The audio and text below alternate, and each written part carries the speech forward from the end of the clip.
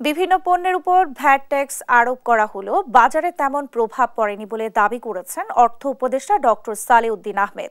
জানান, কিছু পণ্যের ক্ষেত্রে ভ্যাট আরোপের বিষয়ে আগামী বাজেটে সমন্বয় করা হবে।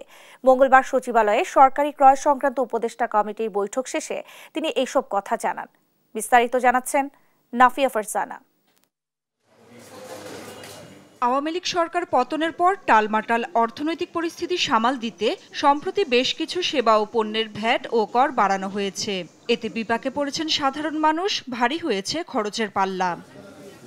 এ অবস্থায় কিছু পণ্যের ভ্যাট বাড়লেও বাজারে এর প্রভাব পড়েনি বলে জানান অর্থ উপদেষ্টা ডক্টর সালেউদ্দিন আহমেদ। মঙ্গলবার সচিবালয়ে সরকারি ক্রয় সংক্রান্ত উপদেষ্টা কমিটির বৈঠক শেষে তিনি একথা বলেন। যেগুলি বাড়িয়েছি কি একেবারে দ্রব্যমূল্যের উপরে হিসাবে ওষুধের কম, আপনার এসে এবং আইএসপি 0 করে দিয়েছি। আর বাজেটের সময় আমি বলেছি যে এখন ভ্যাটের ব্যাপারটা দেখেছি, কিন্তু বাজেটে যে মেইন যেগুলো থাকবে ট্যাক্সগুলো সেখানে আমরা ওটাকে আরো ভালোভাবে সমন্বয় করবো, সেটা হলো মেইন ইনস্ট্রুমেন্ট আমার। এদিকে সাশ্রয়ী মূল্যে খোলা বাজারে পণ্য বিক্রি নিয়ে দুঃখ সংবাদ দেন অর্থ উপদেষ্টা। জানান, চাল, ভোজ্য তেল সহ বিভিন্ন পণ্য বিক্রি কার্যক্রম বন্ধের সিদ্ধান্ত নিয়েছে সরকার।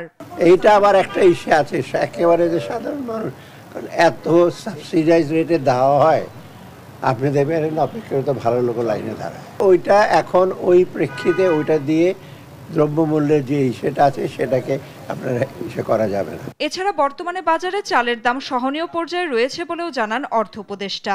বলেন, সরবরাহ পদ্ধতিতে কিছু জটিলতার কারণে মাঝে চালের দাম বেড়েছিল। চাষাবাদে ঘাটতি মেটাতে ইউরিয়া সার আমদানির সিদ্ধান্ত নেওয়া হয়েছে। চালের দামটা তো কিছুটা কমেছে কয়েকদিন আগে, কিছুটা, অন্যগুলো মোটামুটি সহনীয় আছে। নাফিয়া ফারজানা, দেশ টিভি, ঢাকা।